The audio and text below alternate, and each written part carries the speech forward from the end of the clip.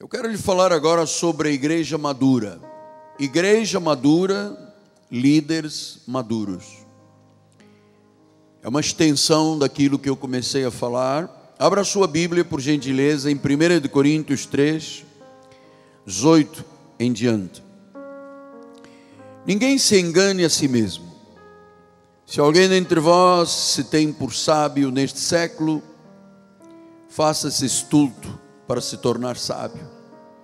Porque a sabedoria deste mundo é loucura diante de Deus. Porquanto está escrito, Ele apanha os sábios na própria astúcia deles. E outra vez o Senhor conhece os pensamentos dos sábios, que são pensamentos vãos.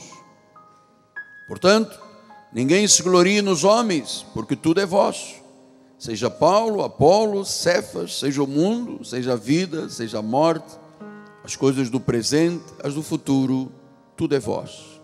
E vós de Cristo, e Cristo de Deus. Senhor Jesus, eis-me de volta ao altar para continuar sendo uma trombeta com um sonido claro para o coração dos líderes, dos pastores, daqueles que o Senhor tem chamado do corpo ministerial, para que a igreja cumpra os desígnios que Tu estabeleceste, porque nós somos de Cristo e Cristo é Deus, em nome de Jesus. Muito obrigado, bispo amado. Meus amados, nós estamos vivendo em pleno século 21. E por conseguinte não podemos ter igrejas imaturas. Igreja sempre é o reflexo do seu líder. Disse há pouco, queiramos ou não, a igreja é o reflexo do líder. Se a liderança não caminhar em direção ao amadurecimento, a igreja não cresce, a igreja não amadurece. Eu tenho algumas reflexões rápidas que vamos passar agora aos corações. O reflexo da imaturidade dentro da igreja. O amadurecimento dá sequência ao crescimento. Se uma árvore dá fruto, e você colhe o fruto, e o fruto ainda não está maduro, significa que ele ainda está num processo de formação. Assim é com o corpo humano. Se aos 25 anos de idade, a pessoa já não apresenta uma plena maturidade, alguma coisa está equivocada com o seu corpo. Assim também é no contexto espiritual. Se eu tenho 1 ano, 2 anos, 3 anos de igreja, e ainda estou dando frutos verdes, alguma coisa não está funcionando direito. E Paulo fala dessa imaturidade dentro da igreja. Ele diz em 1 Coríntios 3, 1 a 4, olhe só. Eu, porém, irmãos, não vos pude falar como espirituais, e sim como carnais. Agora, olha o que ele escreveu aqui. Como crianças em Cristo. Crianças em Cristo. Ele diz depois, leite vos dei a beber, não vos dei alimento sólido, porque vocês não podem suportar, não o podiam suportar, nem ainda agora podeis, porque ainda sois carnais. 3, porquanto havendo entre vós ciúmes, contendas, não é assim que sois carnais e andais segundo o homem? Versículo 4. Quando, pois, alguém diz, eu sou de Paulo, ou eu sou de Apolo, não é evidente que andais segundo os homens. Então existe aqui uma palavra, que desde o início da revelação da graça de Deus, o Senhor tocou profundamente no meu coração, e já lá vão 30 e poucos anos, que esta questão de ser uma criança em Cristo, o indivíduo está na igreja, ouve a mensagem, e parece que não repercute no seu coração o que leva à maturidade, leva à espiritualidade. Então Paulo diz, crianças em Cristo. E se você for ver a história da igreja de Coríntios, ela era conhecida, era uma igreja onde havia dons, todos os dons operando, havia uma manifestação gloriosa de Deus, mas havia também uma meninice espiritual. Havia muita carnalidade, havia muita contenda, havia muitos ciúmes, havia fofocas, havia mentira, havia inveja, havia até um rapaz que mantinha relações sexuais com a madrasta. Eram carnais. Então, onde não há um processo de amadurecimento, a carnalidade domina. E carnalidade dentro de uma igreja revela fraqueza espiritual. Então, nós estamos, ano após ano, esperando sempre um crescimento na graça e no conhecimento de Deus, para que não haja imaturidade na igreja. Porque a maturidade de um líder é a maturidade da igreja. A imaturidade de um líder é a imaturidade de uma igreja. Então, vocês sabem que de vez em quando nós temos um líder das nossas igrejas assim: eu estou zangado com o apóstolo. Azeita, amado, tem que desangar. Eu estou triste com aquele irmão, não gostei, então eu já não falo com você, já não venho à igreja, já acho que eu não tenho que participar mais, que eu também tenho a Bíblia, que eu também sou independente. Amado, quanto mais independente e fora do contexto agregador, mais fraco tu és. Estás a lutar sozinho. Então, a maturidade é um investimento espiritual em nossa vida. Olha, amado, não pode ficar, nenhuma das nossas igrejas pode ficar no jardim de infância.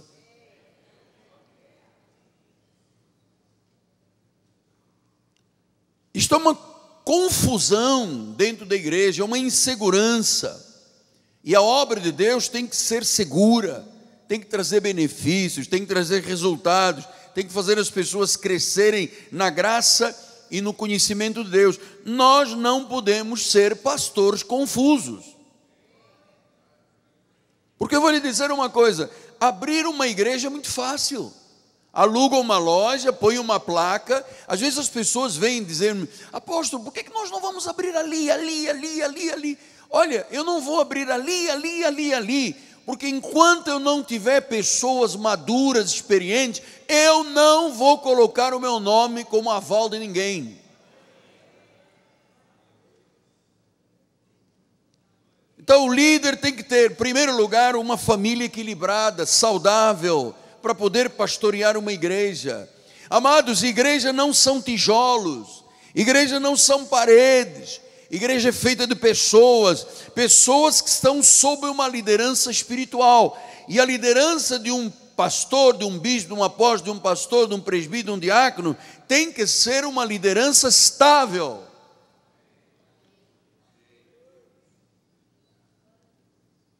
É fácil abrir igreja. Nós no passado tínhamos aqui um diretor de missões e fomos abrindo.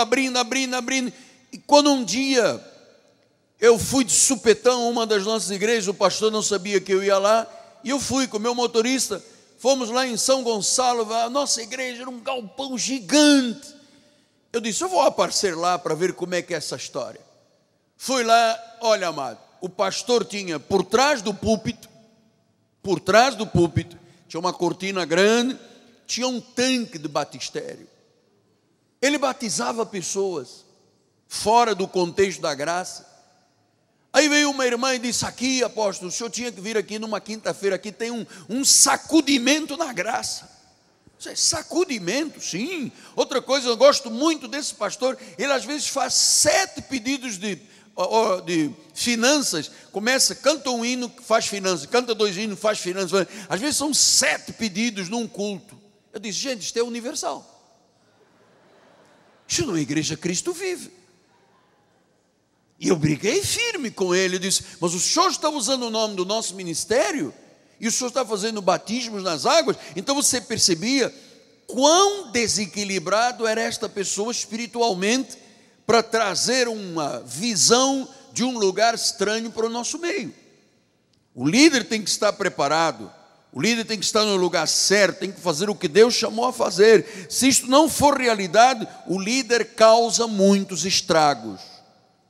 Olha, o líder que não está preparado causa muitos estragos. Nós mexemos com vida, emoções, família, dinheiro, vida eterna. Amado, nós temos que temer muito esta questão. Um líder com uma palavra de derrota, derrota uma igreja inteira. Eu te falei daquele senhor pastor que veio aqui no meu gabinete, ele ia, shalom. Eu, não fala shalom aqui dentro. Isso é judaísmo com cristianismo, nós somos da graça. Ah, não, tá bom. Tá. E eu, shalom. Até que eu fui firme em cima dele. Shalom? Você está dentro de uma igreja da graça? Isto é equívoco. Equívoco. Então nós temos que entender, toda a igreja é reflexo do seu líder.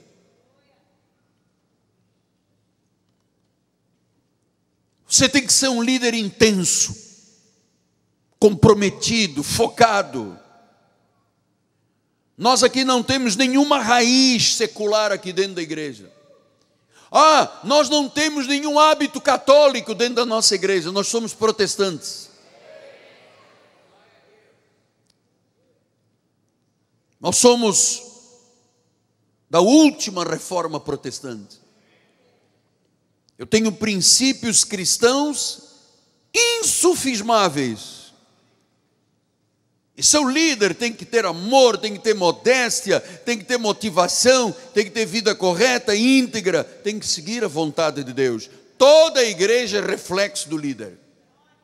Vai a uma igreja fracassada, o líder é um fracassado. Eu não sei como é que uma pessoa pode ser reprodutor da glória de Deus se ele vive uma vida imatura. Por isso é que nós não, quando alguém vem com conversa fiada, apóstolo, senti de Deus. Opa, para você sentir de Deus em relação à igreja, eu tenho que sentir também. Nossa igreja tem governo. Não pode sentir de Deus, Deus dá uma ordem à igreja por intermédio de outra pessoa, sem passar no governo da igreja. Toda a igreja é reflexo do líder. Então eu lhe falei o que é o reflexo da imaturidade. Estou lhe falando o que é a maturidade de um líder. Terceiro ponto.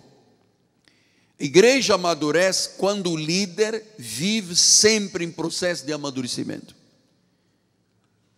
Líder maduro, igreja madura. Maduro. Isto é algum nome estranho.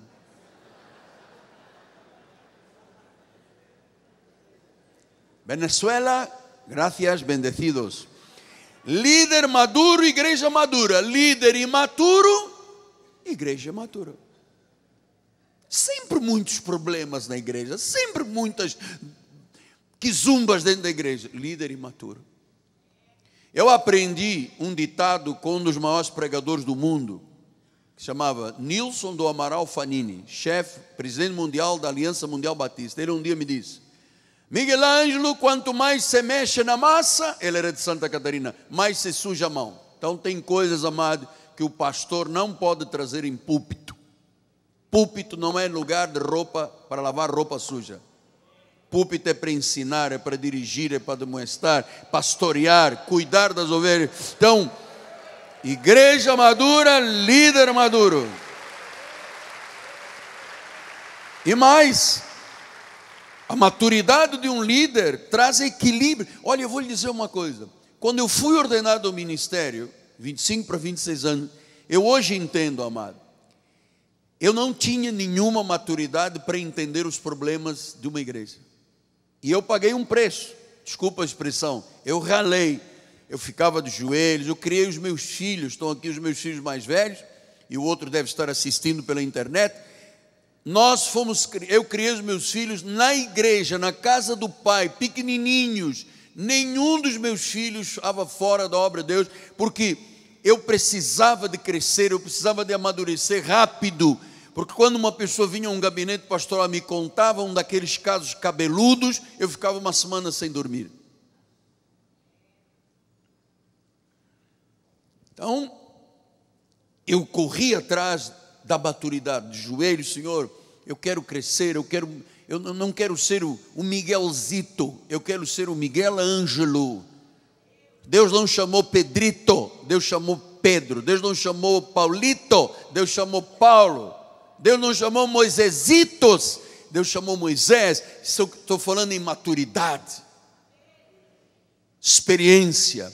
Efésios 4:11, ele diz assim na sua maravilhosa palavra: Ele mesmo, o Senhor, concedeu uns para apóstolos, outros para profetas, outros para evangelistas, outros para pastores e mestres. Foi Deus que concedeu os dons à igreja. E ele disse: com vistas a quê? Então, se eu sou apóstolo, se eu sou pastor, se eu sou profeta, se eu sou um líder da igreja, a minha vida, e através da minha vida que eu aperfeiçoo os santos. Se eu não estou perfeito nessa área, se eu tenho imaturidade, o que eu vou fazer com as pessoas? Nada. Então diz que os ministérios são para aperfeiçoamento dos santos, para o desempenho do seu serviço, para a edificação do corpo de Cristo, até que todos cheguemos à unidade da fé e do pleno conhecimento do Filho de Deus, à perfeita varonilidade, à medida da estatura da plenitude de Cristo, para que não sejamos como meninos, agitados de um lado para o outro, levados ao redor por todo o vento de doutrina, pela artimanha dos homens, pela astúcia. Você vê, tem gente na igreja com artimanhas e astúcias. Eu tenho que ser maduro para poder conviver com isto. Eles induzem ao erro. Não estou te falando que o nosso pastor tinha um batistério por trás do púlpito para ninguém ver, e ele dizia às pessoas no final do culto: meu amado, não é o que o apóstolo diz, não, é o que eu digo. Passava as pessoas todas na água, dizendo: o sangue de Jesus não serve, a obra da cruz não se completou, e nós aqui vamos completar, em nome de Jesus. Vai lá uma vez, vai lá duas, vai lá três. Amado, isto aqui é um absurdo, isto é um induzir ao erro na obra de Deus. Mas, seguindo a verdade em amor, cresçamos. Olha lá, cresçamos. Estou te dizendo, líder maduro, igreja madura, líder imaturo, igreja imatura, tem que haver crescimento. Cresçamos. Então, se o povo não tem bases sólidas, se o povo não tem aperfeiçoamento, o diabo arrasta facilmente por serem crianças espirituais. Quem é maduro não se deixa enredar. Quem é maduro não se deixa confundir com doutrinas estranhas. É sensível ao Espírito Santo. Ouve o Espírito Santo. Amado, uma das coisas mais promissoras do nosso ministério é que nós, na liderança, ouvimos o Espírito Santo. Essa preocupação que eu tenho é angustiante. Você não sabe, para chegarmos aqui os dois, a angústia dos dois dentro de casa. O que Deus quer? O que Deus quer? Senhor, fala, madrugada, põe o joelho no chão. Olha, amado, tem um grupo de intercessores comigo nas madrugadas, de sábado para domingo. Você não sabe o que isso significa. Eu não durmo de sábado para domingo. Mas, pastor, o senhor poderia levar isso com uma perna nas costas? Eu não consigo, amado. Eu poderia chegar aqui, você me pedir, como pediram ao padre Antônio Vieira: pregue, bota o dedo aqui e pregue. Eu posso botar o dedo aqui e pregar 2 horas, um sermão aos peixes. Não vai fazer nada, não vai mudar a vida de ninguém. Eu ouço o que o Espírito diz à igreja. Eu tenho experiências profundas com Deus, amado.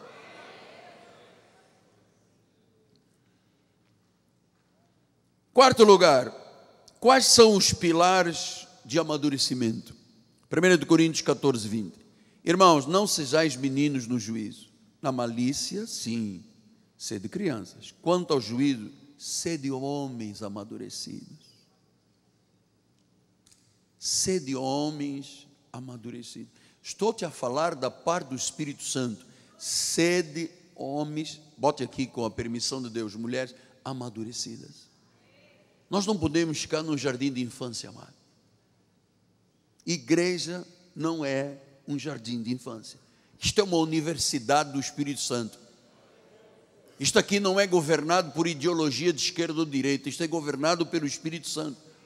Então, diz que sede homens amadurecidos, com entendimento maduro, com entendimento espiritual. 1 Coríntios 13, 11 diz: quando eu era menino, eu falava como menino, sentia como menino, pensava como menino. Mas houve uma hora que eu amadureci. quando eu cheguei a ser homem, eu desisti das coisas próprias de menino. Então Paulo estava dizendo, olha, eu não tinha um entendimento espiritual perfeito da graça de Deus.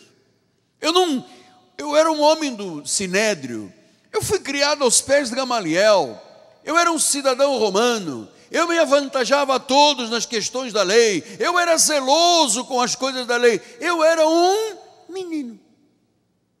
E você sabe, menino no altar, bispo, faz estrago,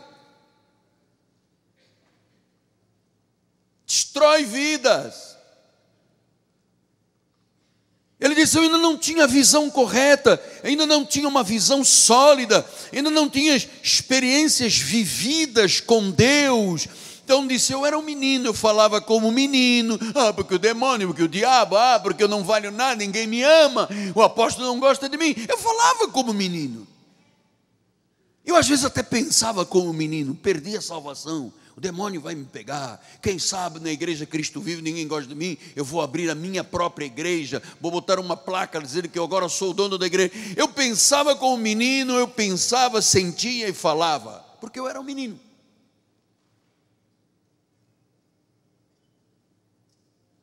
Estás a entender, bispo? Eu era um menino, disse Paulo. Eu não tinha maturidade. Eu vinha do Sinédrio. Eu trabalhava no Supremo Tribunal, eu não tinha ligações com as questões, eu não sei de Moisés e da lei. Mas houve uma hora que eu tive experiências tão fortes, que eu combati tantos combates, eu tive tantas experiências, que eu fui obrigado a desistir das coisas próprias de menino. Porque disse, porque não disse, porque fez, porque não fez, porque fala, porque não fala. Agora eu não vou falar com a porta, agora eu não vou falar com a igreja, agora eu vou ficar sozinho, eu estou com birra, eu estou birrento, Isso é coisa de menino, cara. Você sabe, às vezes as pessoas estão lutando com coisa, a vida é curta. Você pensa o quê? Tem um negocinho aqui dentro, faz, rebenta uma veia, uma artéria, cai no chão no altar, morreu, acabou.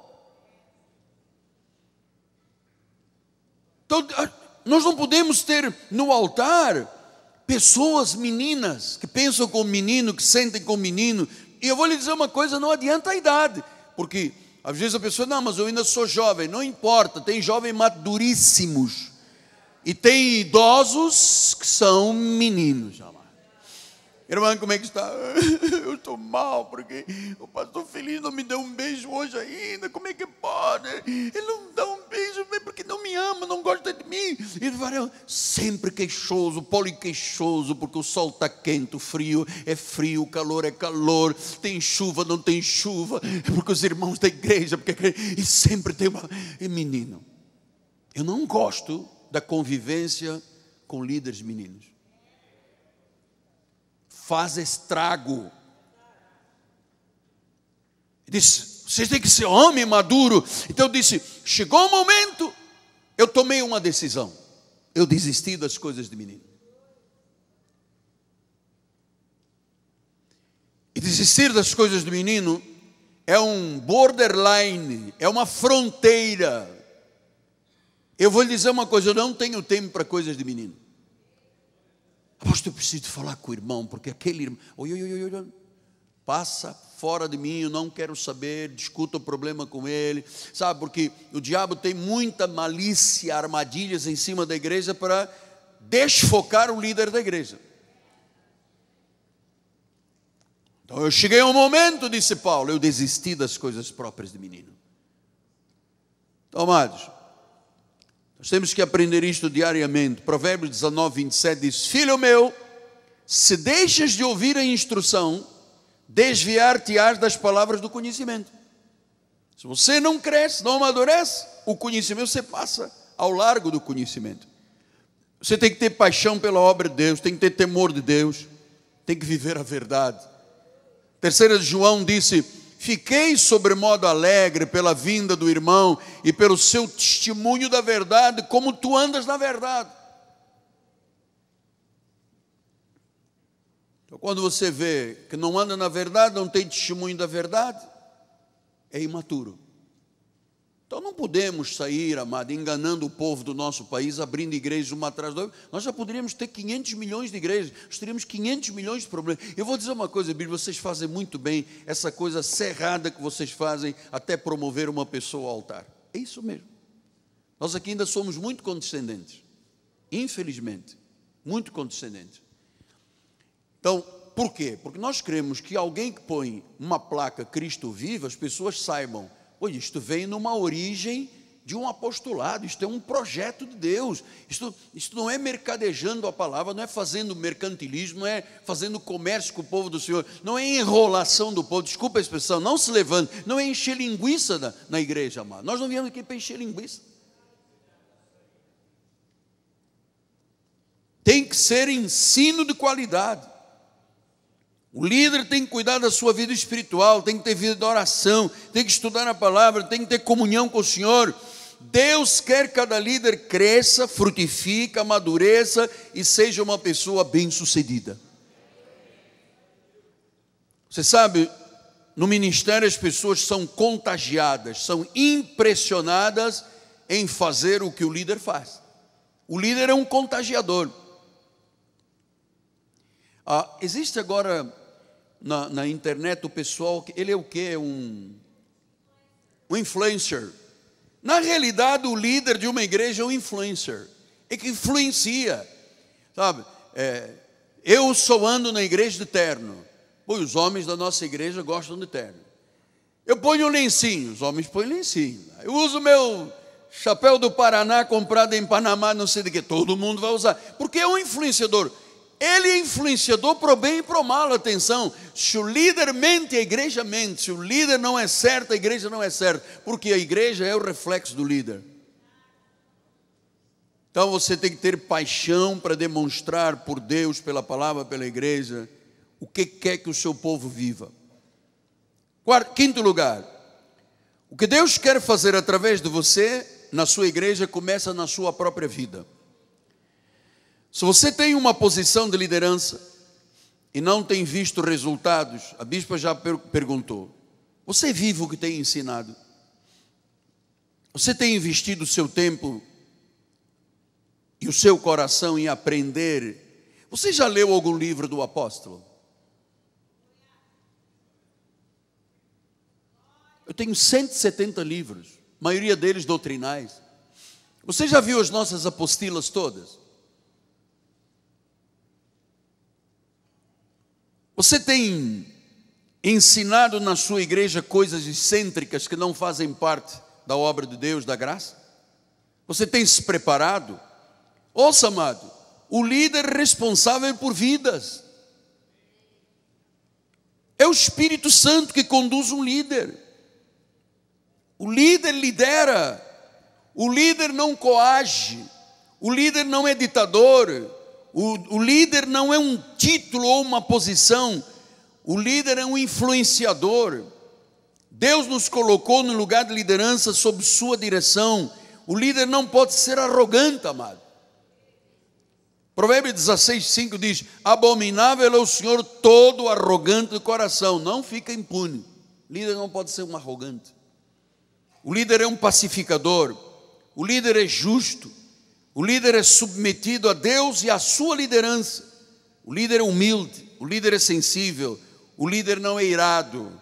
Atos 20:28 diz isso, atendei por vós todo o rebanho sobre o qual o Espírito Santo vos constituiu bispos, para pastoreardes a igreja de Deus, que Ele comprou com o seu próprio sangue. Então a igreja de Deus, quem comprou a igreja foi Deus, quem nos resgatou foi o Senhor Jesus. Você aqui não depende do apóstolo.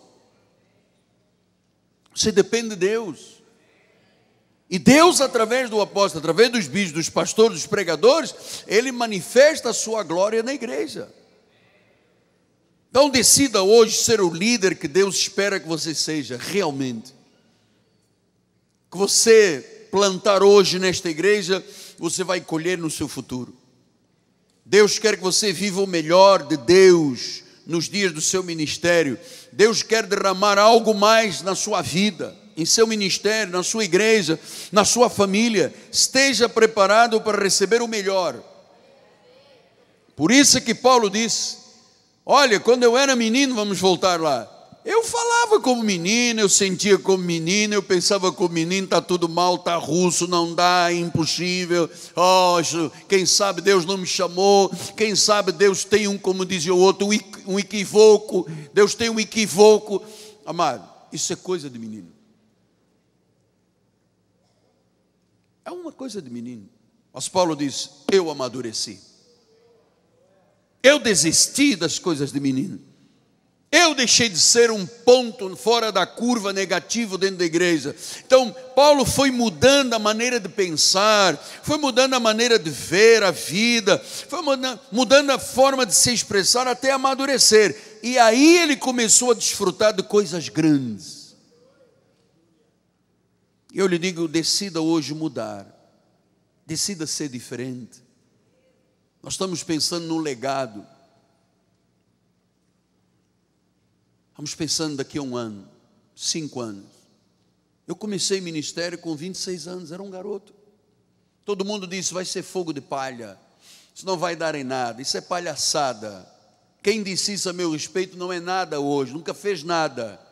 Ainda deve ter ciúmes do que eu fiz, você sabe? Eu fiz porque Deus, aqui não tem uma única lágrima do Miguel Ângelo em tudo que nós fizemos no mundo inteiro. Tem Deus agindo, Ele está diante de nós, Ele vai adiante, Ele está no comando da igreja, Ele está no controle da igreja. Então, amado, pense desta forma.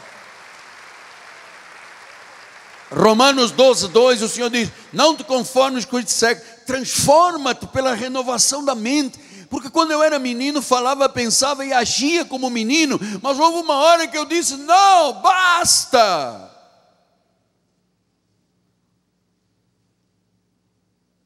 Basta. Eu desisti das coisas próprias do menino. Então, desistir das coisas próprias do menino é chegar à conclusão que a maturidade chegou. Olha, amado, sabe uma das coisas que nos dá muita honra na nossa vida? É quando eu ando em lugares públicos e as pessoas vêm ter comigo, com a minha esposa e dizem, por sua causa, por sua instrumentalidade, a minha vida mudou.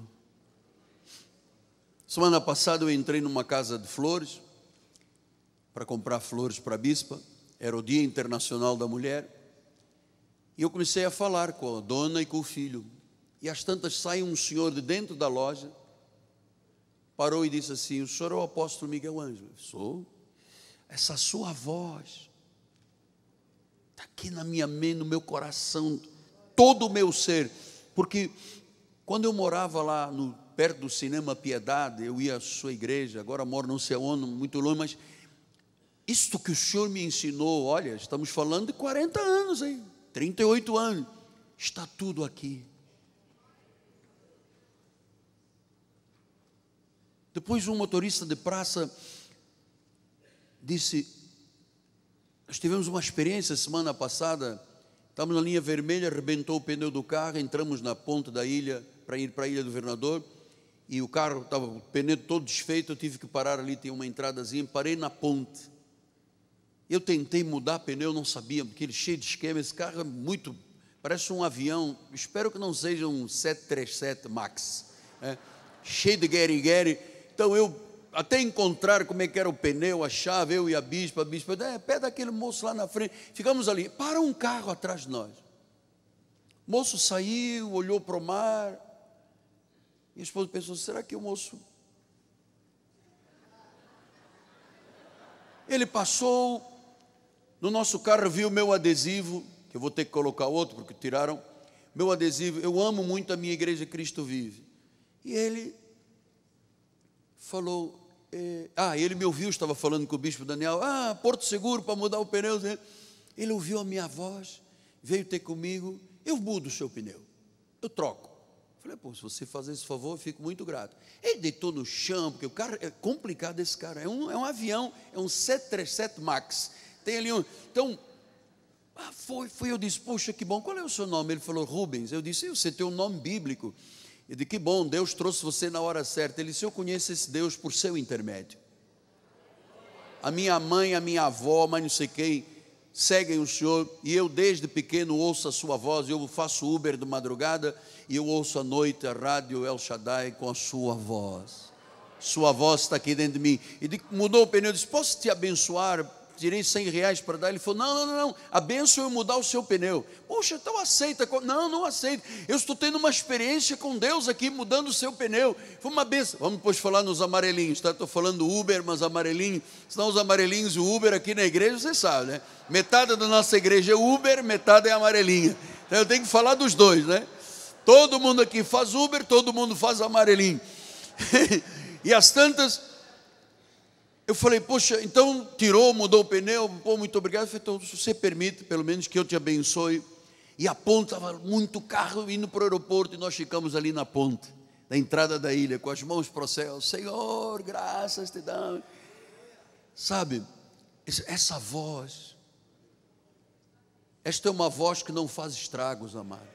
Uma voz que consola, que conforta, que ensina. Porque eu há 40 anos pensava, agia e falava como menino. Mas houve uma hora que eu desisti das coisas próprias de menino. Eu entendi o meu chamado. Então, eu queria agora, nestes 3 minutos finais, fazer uma breve reflexão sobre Gálatas 1, 6 a 9, que Paulo disse assim: admira-me que estejais passando tão depressa daquele que vos chamou da graça para o outro evangelho. Mas é que não há outro. Mas alguns perturbam, querem perverter o evangelho de Cristo. Então veja, amado, a lei perturba, a lei suscita a ira, a lei quer perverter o evangelho. O único evangelho que existe é o evangelho da graça, não existe outro evangelho. Mas ele diz que há alguns que perturbam e querem perverter. Depois ele diz no versículo do número 7, mas ainda que nós ou um anjo vindo do céu pregue um evangelho além do que temos pregado, além de Paulo, diz que quem pregar, seja um apóstolo, seja um profeta, seja quem for, ou até um anjo, seja o quê? Anátema. E ele reforçou, assim como já dissemos, agora repito: se alguém prega um evangelho que vá além daquele que recebeste, seja anátema. Então, amados, ouçam, isto é honesto o que eu vos digo. Grande parte da chamada Igreja de Jesus Cristo no Brasil está vivendo debaixo de anátema, por causa das obras da lei. Quem vive debaixo das obras da lei está debaixo de maldição, está debaixo de anátema. Então o nosso ministério foi levantado para ser luz numa reforma protestante. Não adianta os ministérios tentarem guerrear, não é contra o Miguel Ângelo, estão guerreando, é contra Deus. E Deus está adiante do meu ministério, Deus tem o comando do nosso ministério, Ele vai adiante. Não há hipótese deste ministério retroagir, parar, estacionar. Nós temos um projeto de visão mundial, porque nós entendemos que não há outro evangelho além deste de Paulo, das 14 epístolas de Paulo. E eu termino com Gálatas 2, 1 a 7, ele disse: 14 anos depois eu subi outra vez a Jerusalém, agora eu levei Barnabé e levei também Tito. Subi a obediência a uma revelação, tá? Experiências místicas com Deus, sobrenaturais. Por isso é que ele disse: eu tive que deixar de ser menino. Porque o menino não tem experiências de revelação, não tem experiências sobrenaturais íntimas, dizer: eu ouvi a voz de Deus, o Espírito me está conduzindo. Disse: eu expus o evangelho que prega entre os gentios, e em particular aos que me pareciam ser de maior influência, para de algum modo não correr ou ter corrido em vão. Contudo, nem mesmo Tito, que estava comigo, sendo ele um grego, portanto um gentio, ele foi circuncidado. Se meteu no meio da lei, circuncidaram. É por isso que quando alguém sai da graça, a primeira coisa que faz: batismo nas águas. Porque ele diz assim: Deus não serve, o sangue de Jesus é como de barata, é tudo mentira, e é meu banho lá na lagoa que vai tirar os pecados que Jesus não tirou na cruz. Isto é sério demais. Diz que ele levou, diz que Tito foi constrangido a circuncidar. Alguém chegou e disse: Tito, se você não circuncidar o teu prepúcio, você não vai viver a vida eterna. E ele, às escondidas de Paulo, foi circuncidar. Depois ele diz na palavra adiante: isto por causa de quem? Falsos irmãos, que se intrometeram a fim de espreitar a nossa liberdade que temos em Cristo Jesus e reduzir-nos à escravidão. A lei escraviza. A pessoa tem medo de Deus, tem medo do diabo, tem medo do inferno, tem medo até do pastor. Olha, o dia que eu provocasse medo de uma pessoa, eu ia me embora do Brasil.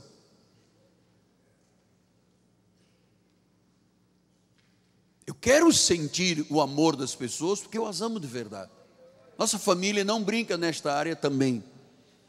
Então ele disse: falsos irmãos que se entremeteram com o fim de espreitar a nossa liberdade e reduzir-nos à escravidão. Versículo adiante. Aos quais nem ainda por uma hora nos submetemos. Paulo disse: eu não vou ficar com João, Marcos, Tiago, Pedro, os da lei. Por quê? Eu não me submeto nenhuma hora, para que a verdade do Evangelho, a pureza do verdadeiro Evangelho, permanecesse. Disse: nenhuma hora. Uma hora que Tito foi por meio da circuncisão, circuncidaram, não? Ele achava que ia pregar a graça e pregaram-lhe a lei e ele aceitou a lei. Ele disse: nem uma hora. E quanto àqueles que me pareciam ser de maior influência, disse Paulo, quais tenham sido, não me interessa, Deus não aceita a aparência do homem. A esses diga: aqueles que me pareciam ser alguma coisa, Pedro, Tiago, João, Lucas, essa gente toda da lei, ele disse: nada me acrescentaram. Então você ir a uma igreja e nada lhe acrescentar é dramático. Eu me recordo numa viagem, fui a uma igreja e o pastor, o alvo do pastor naquele ano era, um ano inteiro, era batizar 6 pessoas. E ele pregou e disse e fez. Eu falei: não estou entendendo. E o Espírito me dizia: não estás a entender? Já não estou a entender. O que esse senhor quer dizer? Já misturou alhos com bugalhos? Já tocou flauta, eu entendi cítara. Tocou cítara, eu ouvi o som da flauta. Há uma confusão nesse altar. Porque, amados, porque às vezes a pessoa parece que tem influência e não acrescenta.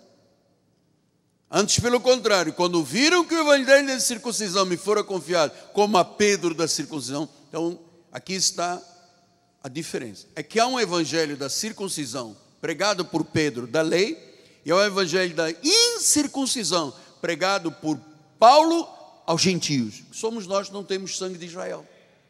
Então, se eu confundir isso, me reduzo aqui à escravidão, e eu reduzo a igreja à escravidão. Eu vou lhe dizer, amado, nós temos muita gente ouvindo. Grande parte do povo de Deus está ouvindo aí, participando à distância, escravo.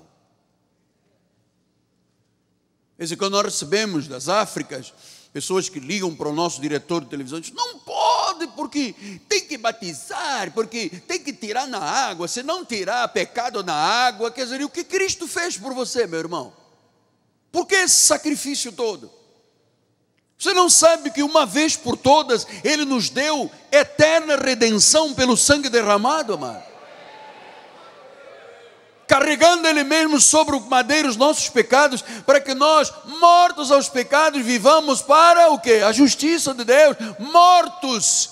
Se Ele levou o meu pecado passado, presente e futuro, como é que eu vou pensar como menino, agir como menino e falar como menino? Não, eu sou um pecador, tirai-me agora no Rio Jordão os pecados. Eu já lhe falei aqui, nós temos um senhor na igreja que passou por 18 denominações, se batizou 18 vezes, e quando chegou aqui na frente, ele disse: que eu tenho uma fraqueza, eu estou em adultério. 18 batismos não tiraram, porque não tira, porque a lei não tem poder contra a sensualidade, mas contra a carne, não tem. O que tem é a graça do Senhor Jesus Cristo. Então, se é pela graça que fomos salvos mediante a fé, isso não vem de vós, é um dom de Deus, e não por obras para que ninguém se glorie. Fomos chamados para fazer obras boas, que Ele preparou de antemão para que andássemos nela, e a principal é pregar o Evangelho, anunciar sem medo. Hoje eu vou pregar sobre predestinação, vou proclamar a predestinação. Amanhã eu vou proclamar o falso livre-arbítrio. Depois eu vou proclamar, este é o ano da proclamação. E se você for fiel mês a mês, você terá uma grande colheita. Fora disso, meu amado, é maldição. Eu não quero que nenhum dos nossos ministérios promulgue maldição. Nós já sabemos onde estamos, já sabemos para onde vamos, já conhecemos o mapa do ministério, da obra do Senhor, já sabemos que para ir de Fortaleza para Santa Maria, no Rio Grande do Sul, eu não tenho que ir a Belém, no Macapá, na Boa Vista, tomar lá um churrasco na Venezuela, passar na Guiana, comprar um ourozinho, vir para Manaus, para Letícia, Benjamin Constant, e eu estou perdendo a minha vida. Bem, se há uma estrada que me traz aqui, eu venho e vou lá a Santa Maria. Você está entendendo isto? Chama-se visão ministerial, chama-se amadurecimento, comprometimento, chama-se vida espiritual. Que esta palavra, ao cair em terra fértil, esteja agora produzindo a 30, a 60 e a 100 por um da semente. Em nome de Jesus. E o povo de Deus diga amém, amém e graças a Deus.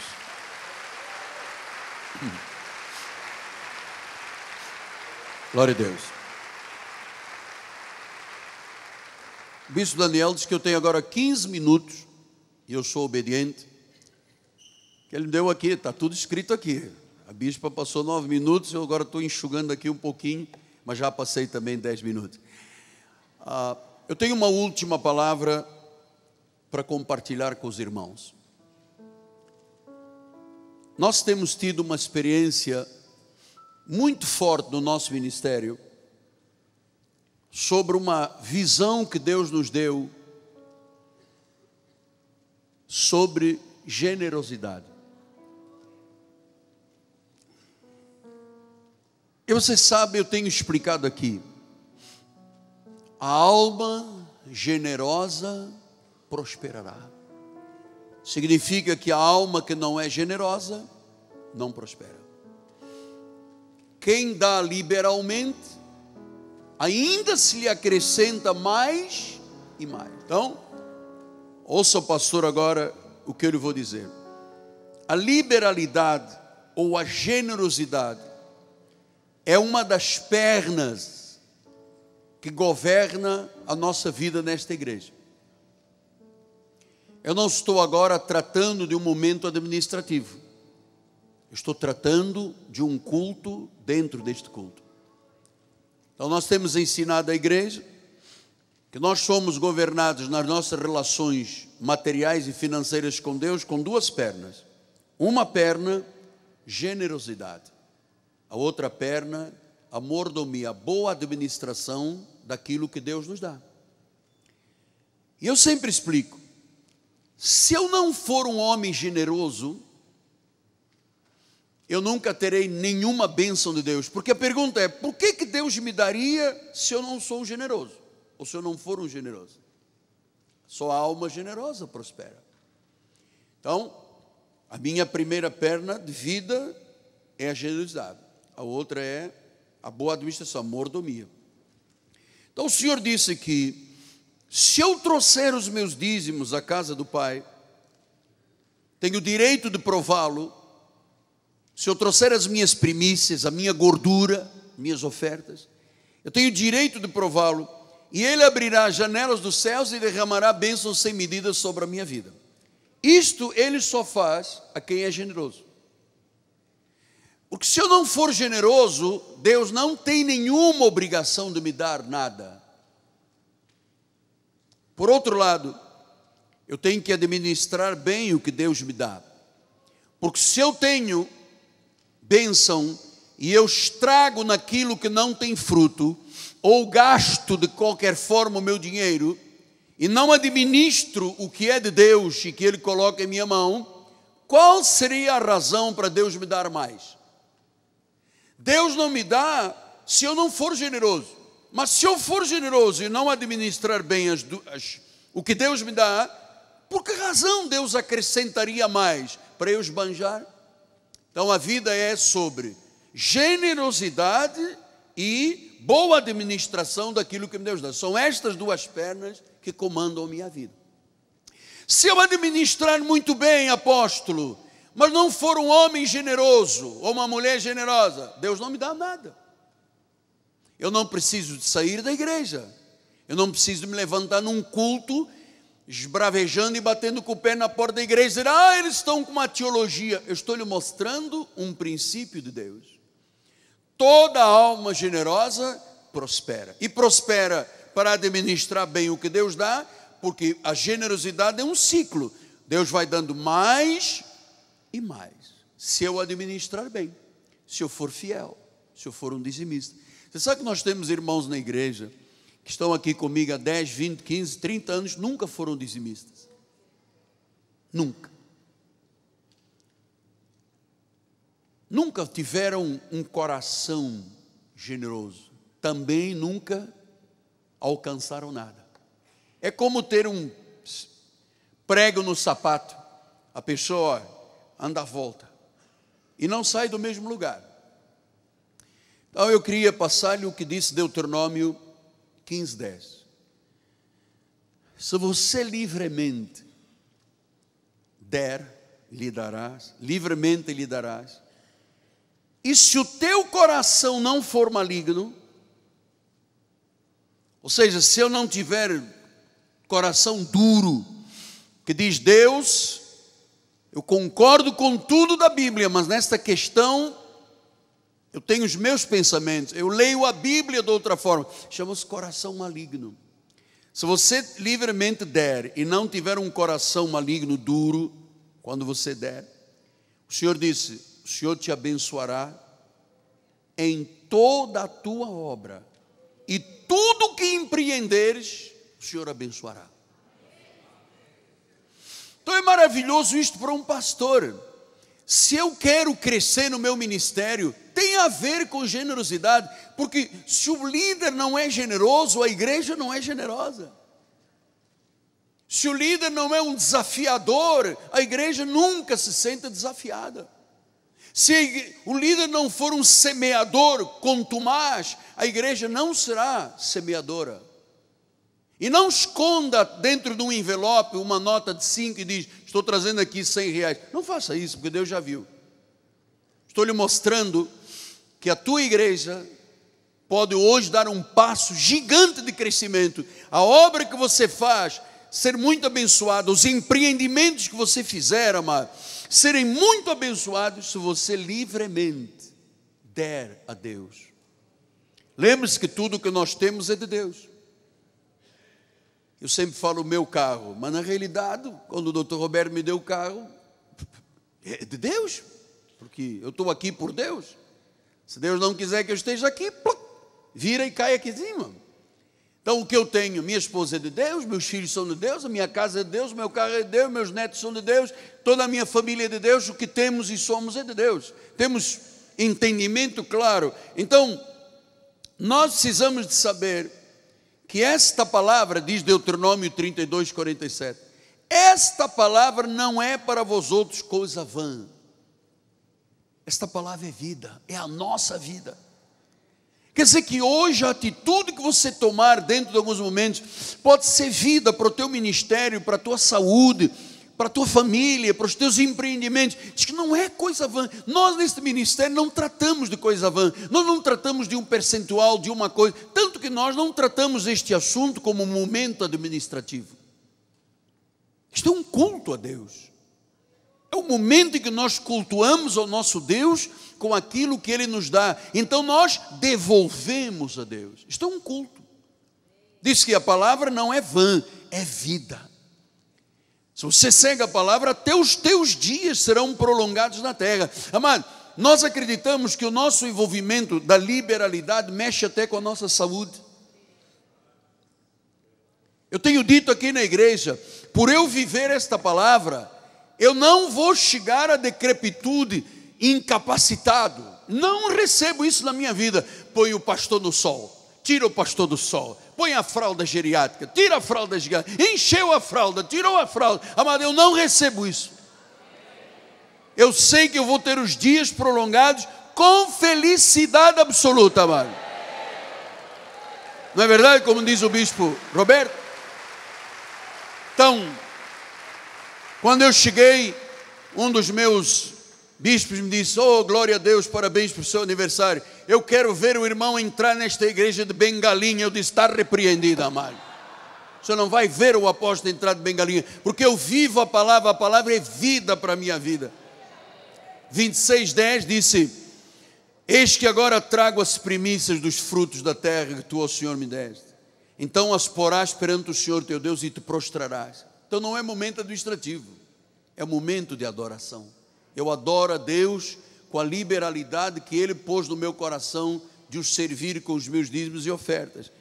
Deuteronômio 12:11 disse: então haverá um lugar que escolherá o Senhor vosso Deus para lhe fazer habitar o seu nome.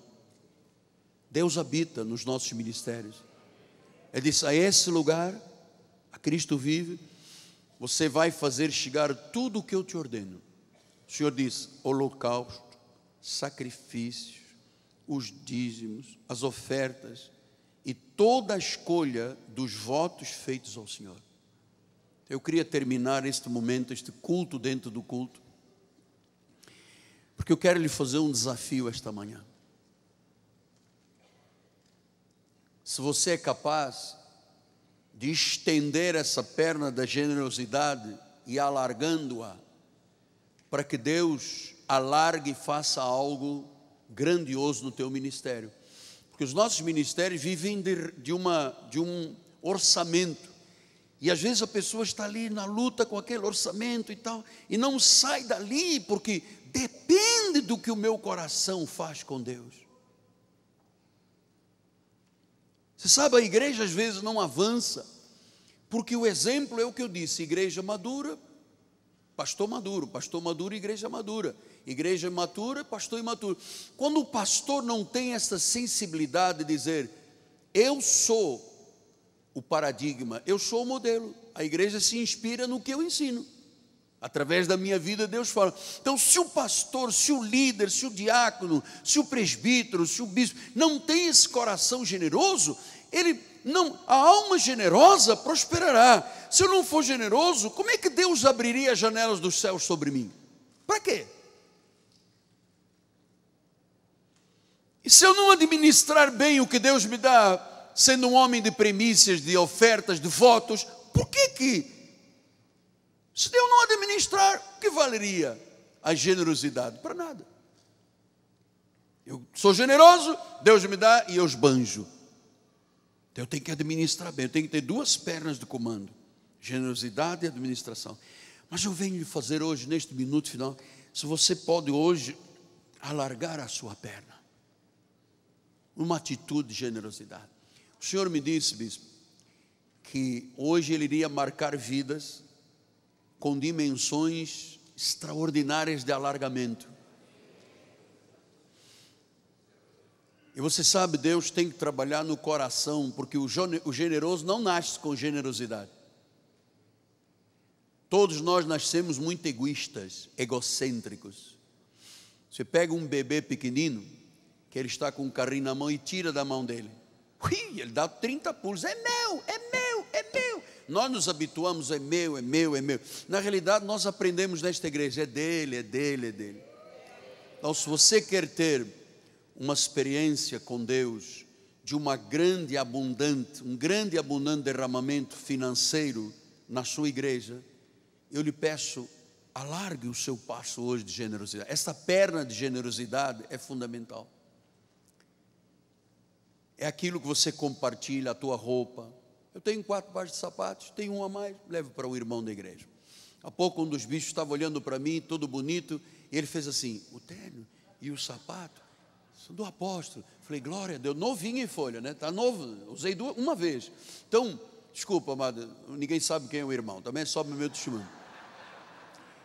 É assim, aquele quilo de alguma coisa que nós compramos e trazemos para o bom samaritano, porque vai ajudar uma idosa que não trabalha, que está doente, nós já dizemos: mas a obra de Deus, fazemos uma obra extraordinária, amado. E hoje você pode se envolver com esta obra, dizendo: aqui está o meu dízimo, a minha oferta, os meus votos. Você sabe, queria terminar lhe dizendo: existem na Bíblia 3 formas de se expressar e de ativar a nossa relação financeira e a bênção de Deus. Uma é o dízimo, outra é a oferta, a gordura, e uma terceira que é a oferta sacrificial, que a Bíblia do original chama de dolorosa, oferta dolorosa. Um dia Deus chamou um homem chamado Abraão e disse: olha, eu quero que você me dê o seu filho, que o mate, corta o pescoço dele e o imole num altar de sacrifício. uma oferta dolorosa. E Abraão disse: poxa, Deus não é louco, se Deus está mandando, tem alguma coisa. E ele se despediu dos empregados e disse: nós vamos voltar. E caminharam, chegaram lá, ele preparou o altar, e o filho perguntou: pai, eu estou habituado a ver você oferecer sacrifício de cordeiro, cadê o cordeiro? E ele disse: Deus vai resolver, vai prover. Amarrou o menino. Quando levantou o cutelo, era oferta sacrificial e dolorosa.